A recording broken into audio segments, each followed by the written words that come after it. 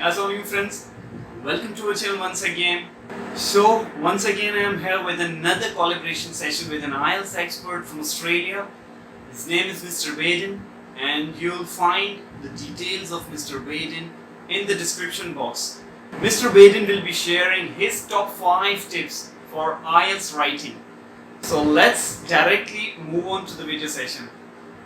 Hey everyone, welcome to our channel once again. And today we are having another IELTS expert, Mr. Beyden from Australia. I would like to welcome him from the entire team and from all over Pakistan as well. Hey Beyden, how are you? I'm good. Nice to meet you. Thank you. Same here, bro. Would you please like to introduce yourself with the viewers? Sure. Well, anyway, my name is Beyden Dingle. I'm from Brisbane, Australia. I've been teaching English for about 10 years. About 4 of those have been IELTS. I've taken the actual test twice, the computer and the regular test. And yeah, I've now got an online business as well, Pass Your IELTS. So it's good to be able to share our tips across different platforms. So yeah, I hope we can be helpful here for you today. Hopefully. One more thing, I would like to let my viewers know that Mr. Beyden will be letting us know about top 5 IELTS writing task 1 and 2 tips as well. That will be fine, Beyden? I've been preparing for writing task 2 tips, but I can probably think of a couple of things for task 1. They apply to both writing, to be honest. Yeah. No problem. What we'll do, we'll have another session for writing task 1 especially. For the time being, let us have a go for writing task 2, top 5 tips from Mr. Beyden. Over to you, sir. All right, sure. Look, let's start with the first tip I've got, and that is to remember that your base English skills are what determine your score. I think a lot of people get the idea that they need to study IELTS, and sometimes it's not the right idea. Sometimes you need to be preparing your vocabulary and your grammar, and your IELTS score will reflect your vocabulary and grammar. It will reflect your ability. So maybe your goal shouldn't be, I need to get a better score. I need to get a better score. It should be, I need to be a better writer. And then your score takes care of itself. If you're always improving, you will pass. There's no question. It's just a matter of time if your English ability is improving in terms of your grammar and your vocabulary. Would you like me to go on to the second point? Yes. Yep. All right. I'll jump straight on. So next point I've got here. This one is super important, and it's probably the most common problem I see is people who write in a complicated way with complicated language. It's not good. What you want to write is simply, and you need to write in a simple and natural way. Now, there is a difference between speaking and writing. In speaking, we have what we call casual English, which is where we maybe use bad language or slang expressions. So you do want to stay away from that. But you don't need to go to this strange place where Shakespeare lives. You don't need to use very unique words all the time. If you just speak naturally about your topic, you will use enough less common vocabulary. It's not really an issue to worry about. So just remember, be natural. Don't try to be impressive or like wow the examiner with your amazing, complicated grammar or complicated vocabulary. Just be natural. Say things the natural, normal way, and that's almost always going to be the best way to improve your score.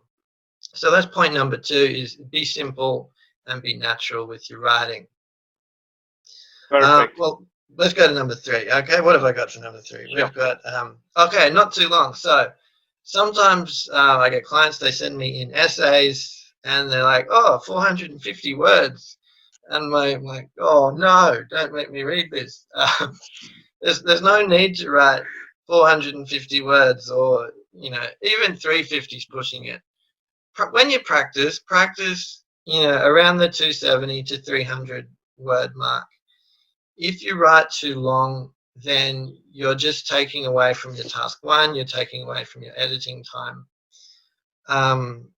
So practice writing task 2 essays at about 280 to 300 words. If you're a really good writer, you're maybe like a native speaker.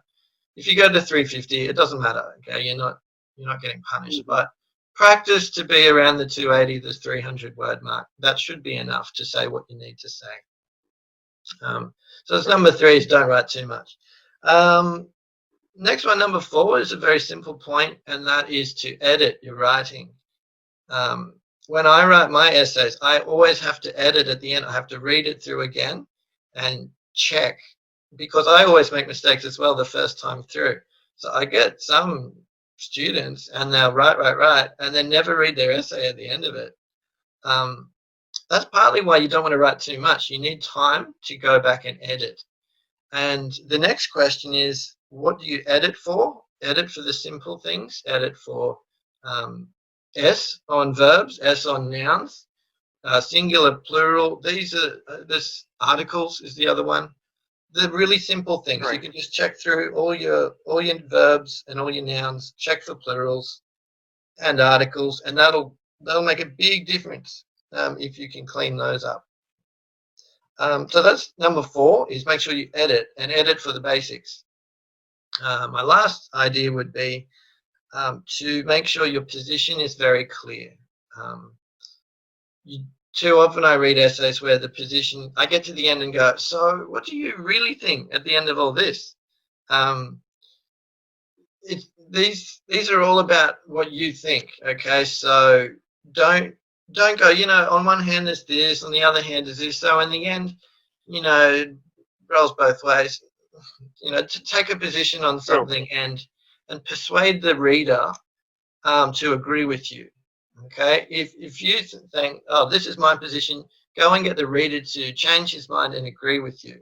I really love to read essays that I can feel, oh, this person has thought about this issue before, and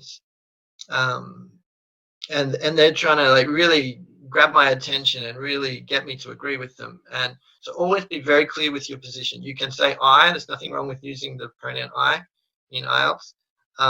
In fact, it's a good thing because it really emphasizes that that's how you feel. So that's my last thing. Make sure your position is always very, very clear.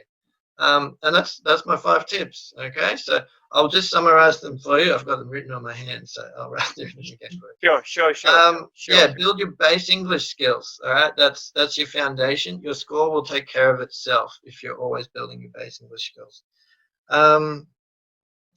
Keep your writing simple and natural, not complicated, not impressive or fancy. Okay, that's important. Don't write too much. Practice around 280 words, 300 words. That's enough for your practice.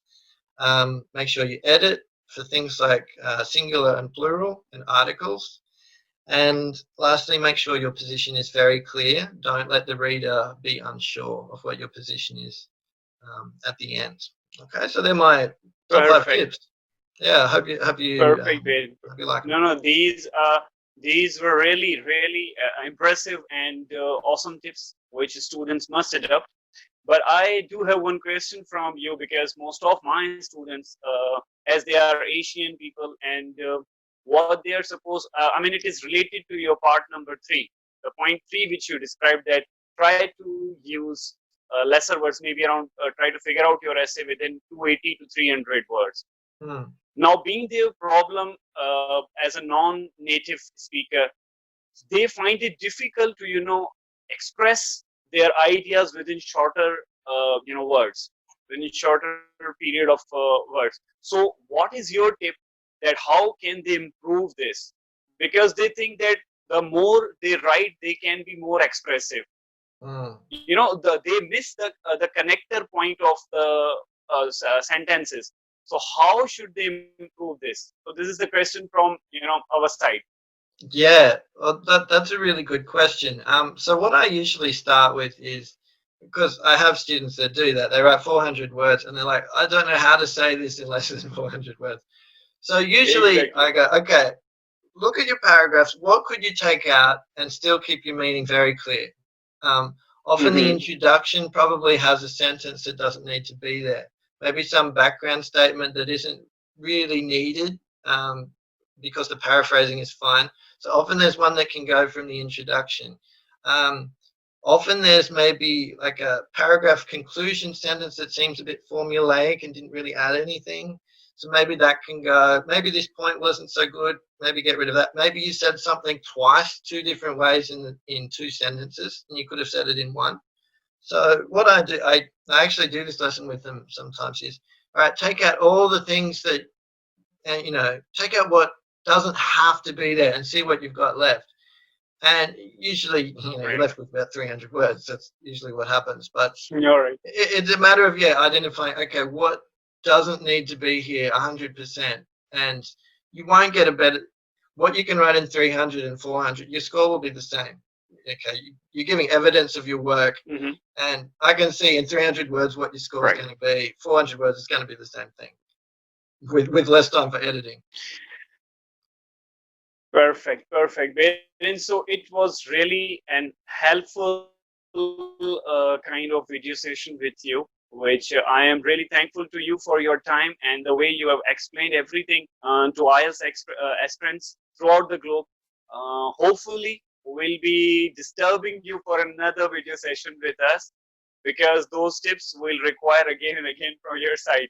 And at the last, we'll again thank you very much for the video session. Thank you very much. It's been a pleasure. Thank you, sir. Have a nice day. Bye. Thank you. Bye-bye.